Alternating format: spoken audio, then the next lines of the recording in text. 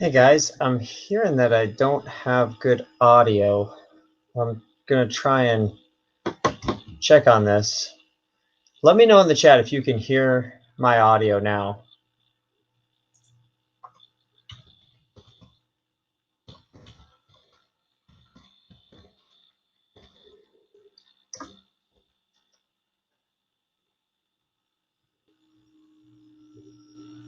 All right, I'm gonna try and start to play this again. I'm gonna back it up and then we'll get going.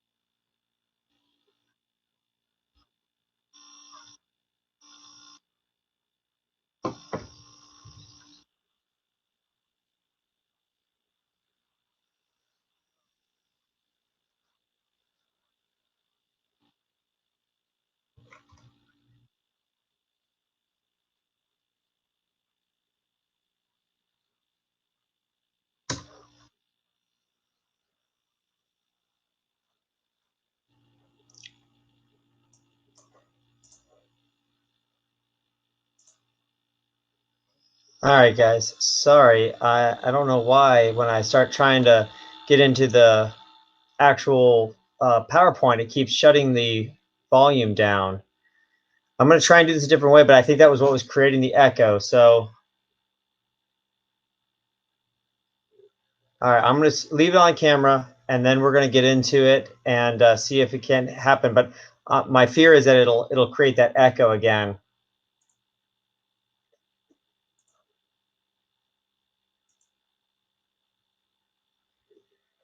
Okay. All right, give me just a minute, and we will get going.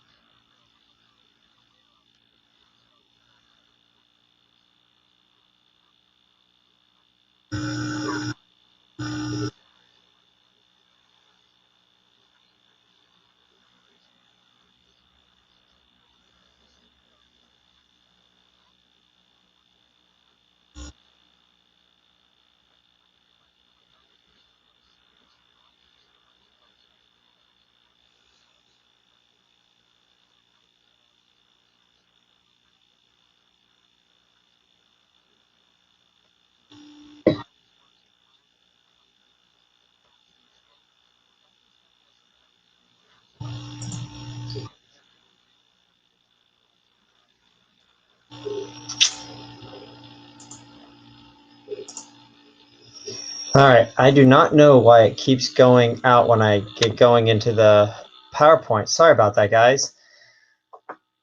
I am going to try and do this a little bit different then. I apologize, and give me just a second. This is the first time I try to do a pre-recorded live component, so if you can hear me talking like this, I'm just going to add the slideshow a little bit different. And I'm going to just keep going with this component. So let me stop that. I'm going to add a different screen.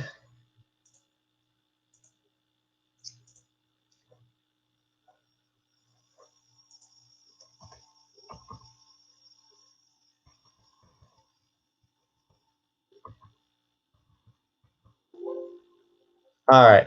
Can you guys hear me and see the PowerPoint at this point? Okay, good. We're going to do it this way.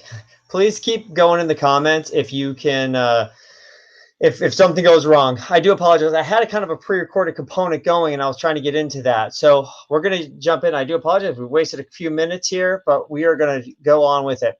Welcome, everybody. I'm going to jump right into what is intermittent fasting. Now, intermittent fasting in its basic form is going a prolonged period of time without consuming any caloric intake, any calories, so that your body actually metabolically shifts from what is called glycolysis, or using up glucose, to ketosis, or using ketone bodies in the in your metabolism. That's the most simplistic definition I have. So when you go long enough that you switch over from glycolysis to ketone usage as your primary fuel source, you are into a fasting state. So the next thing is how it works. So the simplest component in how we get into intermittent fasting, it's a time frame. It's not what you eat, it's when you eat. Going a long enough period of time that your body makes this metabolic shift and you stop using glucose is what you get into when you go into the ketotic or fasting state. So we're going to talk about different types this evening, different types of intermittent fasting. We're also going to talk about the metabolic benefits, not just the caloric load. So you're losing calories, you're burning more than you're taking in, but your body, how it metabolically shifts into different states. We're going to get into that as well. The upsides of intermittent fasting. So one of the big things here is the weight loss. A lot of people get into intermittent fasting because the weight loss you can have. If you are going into a fasting state, you will be burning more calories than you're consuming most often. And so you're going to lose some weight, which is an awesome thing. But the bigger upsides are actually on the metabolic side. When you go from burning glucose to burning these ketone bodies, you're burning fat stores in your body. The cool thing here is you will actually get into cellular cleanup, or your body will go into a state of like cleaning up any weak or damaged cells. It goes through what's called apoptosis. And so any damaged cells, it actually breaks them down. Any weak cells, it'll break them down. So you're really just left with the strongest cells in your body. And so with that, your body not only gets the benefit of burning more calories, but you actually get stronger cells and a stronger body as a result. The other component is when you stop burning glucose, you actually have more insulin control. You stop producing extra insulin because you're not trying to draw glucose out of the bloodstream anymore into the cells. So if you have some insulin issues, or you've had blood sugar issues, intermittent fasting can help tremendously. You also produce a lot more of what's called HGH, or human growth hormone. That's another huge benefit because it allows your body to recover and repair faster when you're into that type of metabolic state.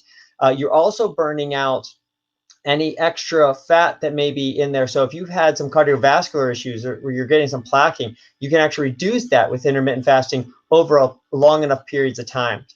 So some of the downsides are disclaimers. If you've never done any kind of fasting before, or you've never really gone prolonged periods of time with your body into trying to get into ketosis, you've only really ever burned glucose as a fuel source, you can actually go through struggle trying to metabolically shift when you run out of glucose to try and get into what we call ketosis, or into a ketogenic type of metabolism. When that happens, you can feel very lethargical. You can feel kind of foggy headed. You can actually go through a lot of pretty strong hunger pains.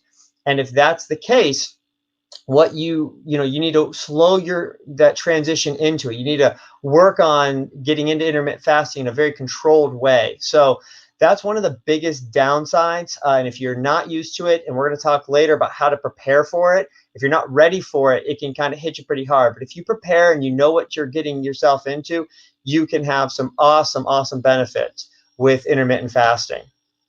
So the first example of intermittent fasting we're going to talk about is this 16-8. What the 16-8 type of intermittent fasting refers to is legitimately a time frame in a 24-hour period of time. So 16 hours of fasting and 8 hours of feasting or eating.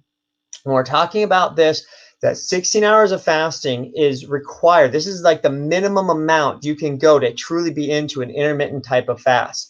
Your body has stores of glucose or glycogen stores, mostly in your liver. So it takes about 12 hours to burn through all the glucose that's just floating around your body, and then through the stores that your body will store up. And then after that 12 hours, you start to get into that ketotic state, or into the fasted state, where your body is going through that cellular repair we talked about, where it's actually burning ketone bodies, or those fat stores you have. So you're going to start losing weight more rapidly. Your metabolism actually picks up when you get fully into that ketose or that ketotic state again, and you start doing a lot more. And because your metabolism picks up, it needs more energy, so it's going to utilize it way, way more efficiently. What can you eat on a 16-8, or this initial type of intermittent fasting? Well, the cool thing about intermittent fasting, it's not based on what you can and can't eat. It's based on time frames that you do and do not eat. So one of the components here is, as long as you're getting that 16 hours of fasting, you don't have to worry about making a really strict or stringent diet. But the reality is, when you're eating or when you're trying to be healthier, the better the food source, the better results you're going to get. So if you're, during your feasting time, if you're, utilizing the worse foods, if you're going to fast food restaurants or getting really pre-made foods, you're not going to get the best benefits. Your metabolism isn't going to utilize everything to the best of its ability. Whereas if you get into a feasting or eating period, and you start utilizing, fresh fruits and vegetables, you're utilizing good quality meats, you're not getting processed things, your body's only going to return to a fasting state quicker and more efficiently when you get back into the next fast. And all the sources you're putting into your body when you are eating, you got to remember, you've just come out of a fasting state. It's absorbing everything. So the better quality, the better absorption you'll get of better nutrients. So it's not necessarily about what you can eat versus when, but what you eat always matters, regardless of whether you're fasting or not. So contraindications with intermittent fasting, there aren't a lot unless you have some pre-existing, typically, health conditions. So for example, if you are a diabetic, if you have cardiovascular issues in your past, well, you don't want to just jump into an intermittent fasting without first having the conversation with a healthcare provider, with your chiropractor. You need to know that your body can handle it. There are times where I don't let somebody just jump into a 16-hour fast. If you're pre-diabetic and you think this is a methodology that can benefit your health globally and even help with your diabetes, which it can, sometimes you have to start off with a 12-12, meaning not eating for 12 periods and then eating healthily for a 12 period, for 12 hours of normality. But you're not actually in a fasting state at that point. So although there aren't contraindications to like people who just can't do it, some people have to be careful on how they approach it. They can't just jump into a 16-hour fasting period. Although that is the minimum amount of time that you really will get the metabolic benefits, sometimes people have to approach it a little slower and a little with a little more help, basically. The next one we're going to talk about is what's called the 5-2 diet. Now, this is no longer referring to an hours in a day. We're talking about days in a week. 5 days of normal or healthy eating and 2 days of fasting. This is on the other end of the 16-8, where 16 hours is about the minimum you need to get into a fasting state and get the benefits from it. 48 hours or 2 days is about the max you can go and really still get maximize the benefits you'll get metabolically from that fasting state. Now, you can fast longer and you'll still lose calories and burn through those ketone bodies or those adipose tissue, that extra stored up fat, but you start to lose the metabolic factors that increase human growth hormone, the increased apoptosis, the increased cellular manipulation or controlled cellular death. The cleanups basically maximize at that 48-hour period. So although this is maybe a bit more extreme for some of you, for people who have had benefits in those shorter time frames, and they want to work up to it, a 5-2 diet can be really beneficial, and you can actually prolong it. You can do this for a long, long period of time. as long as you're doing a good job in those 5 normal days of not overeating or not, eating things that will store up as problematic issues in your body. All right. Other types of intermittent fasting, the alternative day fasting. So we're talking about 24 hours of fasting and then a 24-hour of normal eating period. One of the things that we see here is that, again, you get more than the 16 hours. You get 24 hours of that fasting state. So once that 12 hours is passed where you're out of glycolysis and you're actually into burning ketones, you have 12 hours of that metabolic benefit. Like so many different components with the intermittent fasting, sometimes you need to cycle these out. If you're doing an alternative day fast with a 12-hour fasting, a 12-hour eating period, then you do have to be careful. You're not just doing that continuously. Sometimes that can become a problem because your metabolism will slow down on those fasting days. So you'll actually retain or absorb way more calories way easier on your feasting, your eating days. So this is one you can cycle in and out of.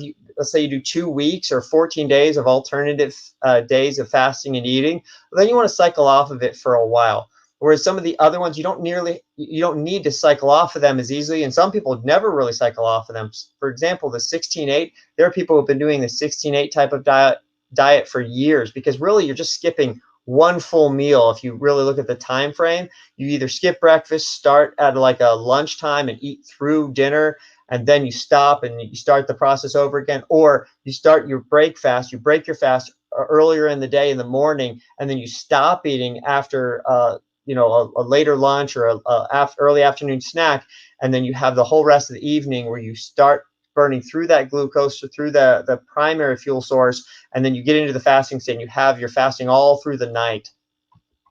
So the warrior diet, this is actually the one that I've done the most when I've done intermittent fasting. It got its special name or unique name just because it's basically one big meal. So if you're talking hours wise, I used to think of it in the hours terminology. I would fast for 23 hours and I'd eat for 1 hour of the day. So really just one meal. I tried to make it as productive and healthy as I could. But the thing is, you're getting almost 12 hours of ketosis or in that ketotic state. So you're getting enormous benefits from staying into the fasting period for a longer period of time. It also just worked really well with my schedule. I had a busy day, so I didn't have time to stop and get snacks throughout the day or stop and get a good quality lunch. So I would try to do it typically as a dinner is why I started, trying to get a good dinner. The problem that I ran into with that is I ate later. I sometimes don't even get home till 7:30 at night. So I'd have to stop, eat when I got home, and I didn't have very much time before I'd be going to bed. Even though intermittent fasting just works on a time frame, if you were eating and then falling asleep at a very short period of time after, your body starts to also metabolically shift, and it tries to just hold on to all those calories. You're not using the calories once you've had them until the next morning, until 8 or 10 hours later, once you've had a good night's sleep. So one of the benefits of the warrior diet, if you choose to do this one, is to actually break your fast earlier in the day. That means throughout the day, you'll use those calories. Your metabolism will still stay active or more active than when you're sleeping. And then you finish off the fast throughout the night during your sleep. You can kind of finish it strong because you're not hungry, or you're not worried about overusing your energy stores because you're sleeping the last few hours of the fast. But this is a really good quality one, especially if people have sporadic meal planning, or they can't really get it in and they can afford to, have one good quality meal throughout the day. So how to go about starting intermittent fasting? Well, as long as you know that your body's healthy enough and you can get into it, the big thing to do here is make sure you have some accountability, somebody who knows what you're doing. I would still recommend talking to a doctor, talking to a healthcare provider to, make sure you're in good enough shape. Some people think they may be and they may not be, but most people are if you don't have any other pre-existing health conditions. But I would come up with a plan of when to do it, how to do it, and how to also break the fast. It's just as important as getting started, knowing when you're going to start, how long you need to go, know what to expect, especially when you hit that 12-hour mark, but also breaking it with a good quality meal and productive food that your body is going to absorb all of. You want to know that as well. So another component we like to touch base on is ditching the diet mentality. Not just intermittent fasting, but all dieting should not be thought of as, oh, this is just a quick way to lose some weight, to get down to a certain weight and then stop again and eat whatever I want again. Intermittent fasting should be thought of as, okay, this is a plan I'd utilize. This is a plan I do, whether you cycle in and out of it, meaning you do the intermittent fasting for a season and then you go back to a normal healthy diet, or you're the type of person who decides, okay, I'm going to get started with this. I see the productive benefits from it, so I'm going to stay doing a healthy version of the intermittent fasting, which people have done for years, knowing that it's not just a diet, something you're going to get in and get out of, that you're going to stick with, is super important. All right. So altering the functions of the genes, cells, and hormones. We touched on this a little bit before, but altering the cells is that effigy, or the breaking down of bad cells, that apoptosis I talked about before. When you're breaking those weaker and damaged cells down, your body will just rebuild with healthier new cells. So you're going to get that cellular benefit. The genes, the big one is that human growth hormone. That's a very reparative type of hormone. Your body goes into a reparative state when you're utilizing intermittent fasting. You're building up more of those of that human growth hormone. The disease and prevention component of this, if you're pre-diabetic or you have a family health history of heart disease, if you're utilizing intermittent fasting, you will minimize how much of those components that you can slip into by overeating or not having enough exercise when you're eating a regular diet and you're just creating all those fat or adipose stores. Intermittent fasting can help tremendously, not allowing your body to get to the point where it'll have some of those health issues. And go with the heart and brain function, because when you're in a fasting state, you're breaking down those ketone bodies or the adipose or fat tissue.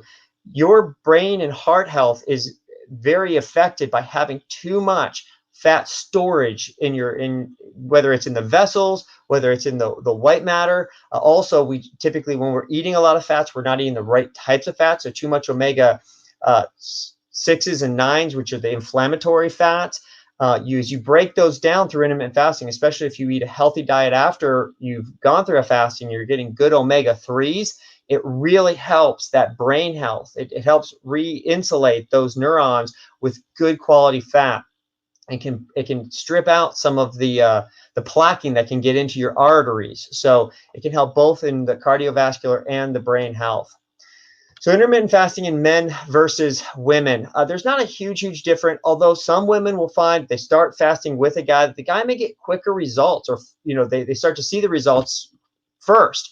That's nothing to do with a woman doing the fast wrong at all. The biggest component that plays an issue here is a hormone difference. Men produce typically more testosterone. Women typically produce more estrogen. These two hormones will have a great effect on your metabolism. If you think back more to a Paleolithic or years and years ago, thousands of years ago, if men were out hunting and trying to provide and for a family or a tribe, they need that testosterone to run, to rebuild, to have the muscle tone to go and hunt something down. It will cause them to burn through fat stores more quickly. Whereas women, if they're at home, especially with kids, women with childbearing years, estrogen is in your body to retain some of the fat. So you keep some of those fat stores. Why? It's not so you be bigger. It's because you don't always know you have an adequate source of calories. It's not an issue today, but it was back then. And if you're of childbearing years and you're breastfeeding, that extra fat, those extra fat stores are there specifically so you can give sustenance to offspring, to kids. So your body will more slowly get into burning through those fats because of a genetic, because you are of not even if you're not in childbearing years, because of the estrogen, your body just won't burn through it as fast. But that's the rationale behind it, because you needed it at times in the past so that you could get have the sustenance to give off to offspring. All right, so considering your goals before committing, this is huge. Having accountability and knowing what you're trying to achieve. If it's a weight level, okay, that's fine. I would say that probably should be one of the lower things on your goal list is, okay, let me just drop weight. If you're trying to get more energy, if you're trying to have more focus, when you get into these fasting states, there could be some awesome benefits. But knowing what you're trying to achieve, the duration that you're going to do it when you first start, not just, okay, am I going to do a kind of that 16-8 to start with, the time frame of fasting versus feasting, or fasting versus eating, but also, am I going to you know, do it for 2 weeks and then cycle off of it for a while? Am I going to do it for a week and then come off of it for a while? Knowing how long you're going to actually do the intermittent fasting component for is super important. Also, knowing the goals of how you're going to break the fast, what you're going to eat when you're finishing up is super important, because as I said, once you're in a fasting state, whatever you put in your body, it's going to absorb super quick. So the better the quality of food here, the better your overall results will be. So resources, there's a lot of great resources for intermittent fasting. I'm going to go ahead and say it. Let us be your resource. Everyone needs to be individualized. We need to look at people specifically when they want to do this. If you have a doctor you trust who knows about intermittent fasting, great, use them. But we know about it here at Addio Chiropractic, so use us as a resource. If this is something you're legitimately considering, you've never done it before, come in and talk to us. Not necessarily bring it up during adjustment. Set a time aside that we can literally sit down and have a real conversation with you. We can give you other potential YouTube or studies, research studies that would help you along your way. But the reality is, if you're talking to somebody who knows about it, they can break it down for you enough that we know that we'd be helping you specifically with your health goals or your health needs. All right, we are wrapping up now. Thank you so much. Sorry for that kind of crazy beginning. I don't know why the audio wasn't working for the initial PowerPoint play, but thank you all so much. Please, if you have any questions, leave them here in the comments, or come ask us, email us, here at the office. If you just email drneilheim@gmail.com, I would happily respond to those. If this is something you're seriously considering, make sure we know about it, and we can help you out with this tremendously into the future. So thanks for being with us here tonight, and you all have a great evening.